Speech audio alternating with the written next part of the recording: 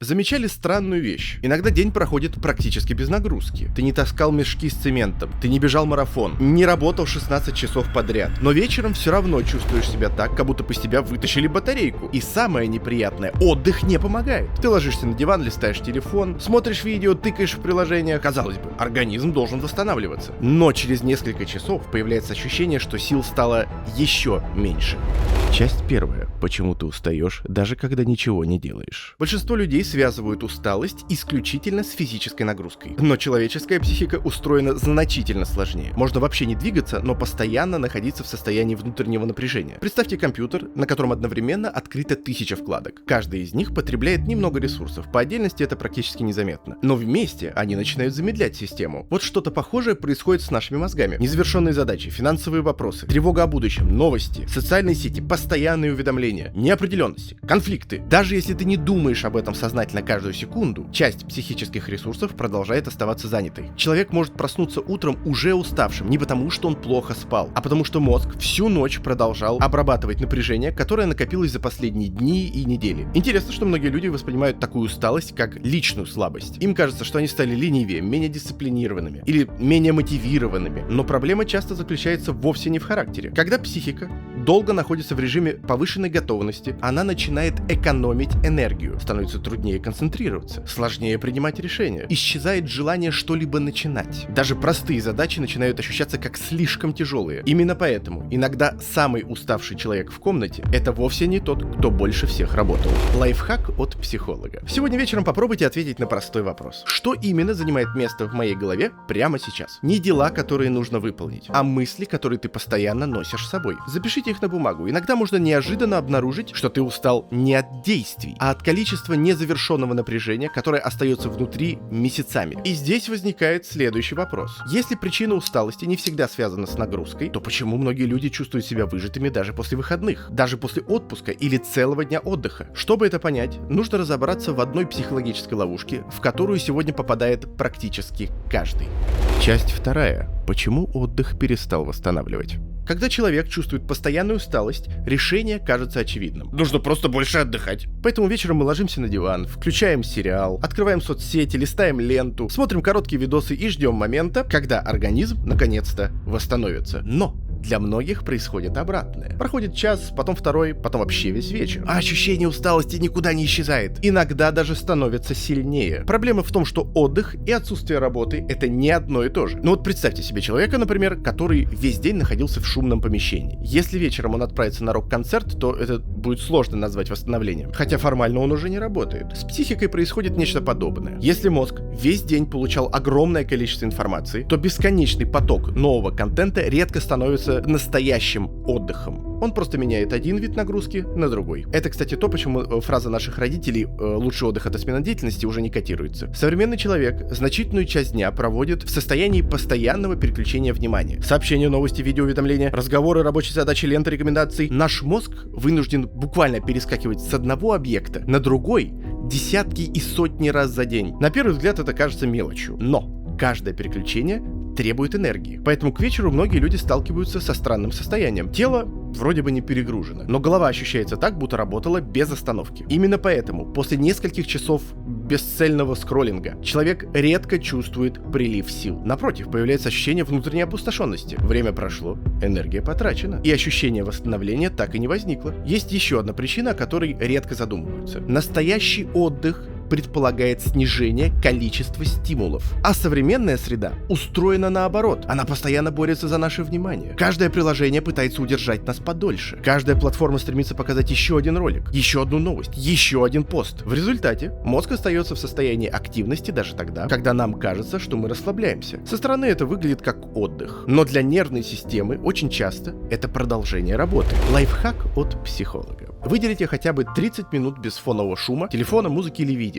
Просто прогулка, спокойное наблюдение за окружающим миром или даже обычное сидение в тишине, что самое полезное из всего. Первые минуты могут показаться, разумеется, непривычными, но именно в такие моменты психика начинает получать тот вид отдыха, который невозможно заменить бесконечным потреблением информации. Но возникает еще более интересный вопрос. Если человек практически не работает физически, много отдыхает и даже нормально спит, почему усталость может все равно оставаться месяцами? Чтобы ответить на это, нужно поговорить о том, как тревога незаметно забирает энергию даже тогда, когда кажется, что все находится под контролем. Часть 3.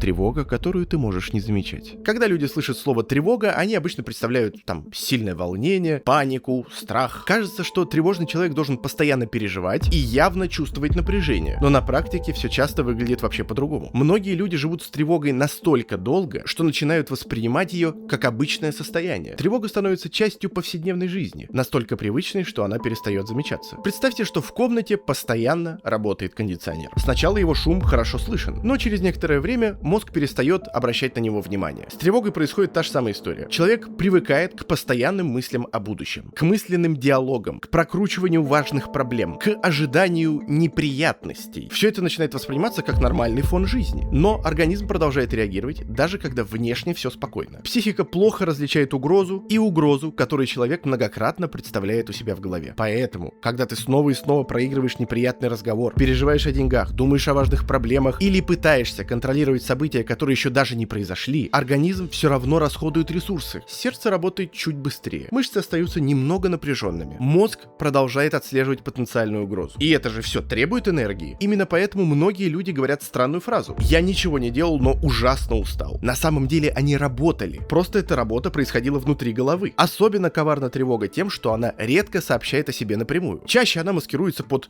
постоянную занятость, под необходимость все контролировать, под привычку все продумывать наперед. Такие благородные, да, идеи. На самом деле под невозможность расслабиться даже тогда, когда объективно ничего не происходит. Со временем организм начинает воспринимать напряжение как базовую настройку. И тогда человек забывает, что такое чувствовать себя по-настоящему отдохнувшим. Лайфхак от психолога. Попробуйте несколько раз за день задать себе вопрос: какую проблему я пытаюсь решить прямо сейчас? Если окажется, что проблема существует исключительно в вашей голове и не требует никаких действий прямо сейчас, попробуйте сознательно вернуть внимание в реальность. Очень часто мы устаем не от реальности, а от бесконечных попыток прожить будущее заранее. Хотя бы на секунду остановитесь и опишите 5 белых предметов вокруг себя, ну или там любого другого цвета. Это упражнение хорошо помогает вернуться в реальность, сюда, что здесь происходит, что вокруг тебя. Но тут появляется еще одна неожиданная причина усталости. Иногда энергию забирают не тревожные мысли и даже не работа. Иногда человек истощается из-за того, что очень долго пытался быть сильным. И именно об этом мы поговорим дальше. Часть 4. Усталость от постоянной силы. Есть люди, которые почти никогда не жалуются. Они продолжают работать, когда тяжело. Продолжают улыбаться, даже когда внутри все не очень-то и хорошо. Продолжают справляться даже тогда, когда сил уже практически не осталось. Со стороны такие люди часто выглядят очень сильными. Но именно они нередко сталкиваются с глубокой внутренней усталостью. Проблема в том, что психика не умеет бесконечно удерживать напряжение без последствий. Представьте человека, который целый день держит в вытянутой руке тяжелую сумку. Через несколько минут становится трудно. Через час почти невыносимо.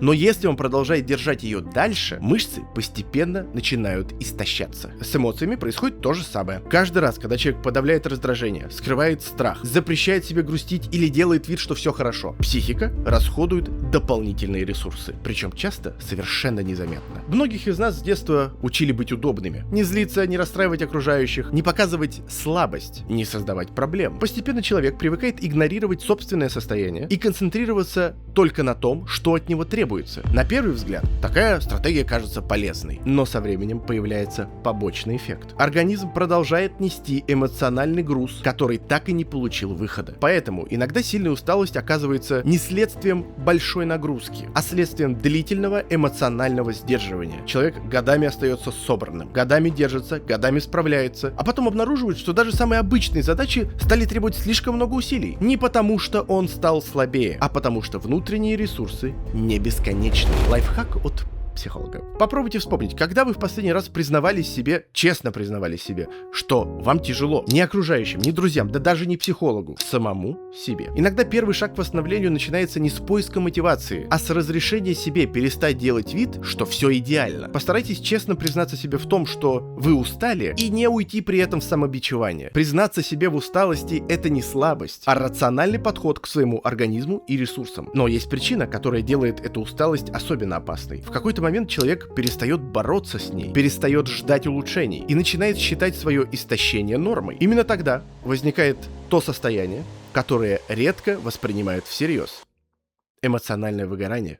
Часть 5. Когда усталость становится нормой. Самая опасная особенность хронической усталости заключается в том, что к ней можно привыкнуть. Сначала человек замечает изменения. Ему становится сложнее просыпаться по утрам, пропадает желание заниматься привычными вещами, отдых перестает приносить облегчение, но проходят недели или месяцы, и это состояние начинает восприниматься как нормальная жизнь. Человек больше не сравнивает свое самочувствие с тем, как это было раньше. Он просто принимает постоянную усталость как часть своей личности. Появляются мысли в духе «я стал ленивым», возраст уже не тот. Или так все взрослые люди живут. Именно поэтому эмоциональное выгорание происходит не внезапно. Обычно оно развивается постепенно. Сначала исчезает энергия, затем снижается интерес к тому, что раньше радовало. После этого человек начинает выполнять задачи автоматически, без ощущения вовлеченности. Со стороны все может выглядеть вполне нормально. Работа выполняется, обязанности закрываются, жизнь продолжается. Но внутри появляется чувство, что каждый день требует больше сил, чем должен. И вся проблема в том, что многие люди пытаются решить эту проблему тем, что накидывают еще больше напряжения. Они заставляют себя работать усерднее, быть продуктивнее и сильнее. Хотя на самом деле психике требуется вообще другое. Лайфхак от вашего покорного слуги. Попробуйте вспомнить себя год назад или можно раньше. Не свои достижения, а свое состояние. Было ли у вас больше интереса к жизни? Легче ли было просыпаться по утрам? Чаще ли возникало желание делать что-то без необходимости? Если ответ положительный, значит дело не в характере и не в лени. Скорее всего, вы слишком долго живете в режиме расходования ресурсов без полноценного восстановления. И здесь возникает главный вопрос. Если причина усталости часто скрывается не в количестве работы, то что на самом деле помогает вернуть энергию и снова чувствовать себя живым? Часть 6.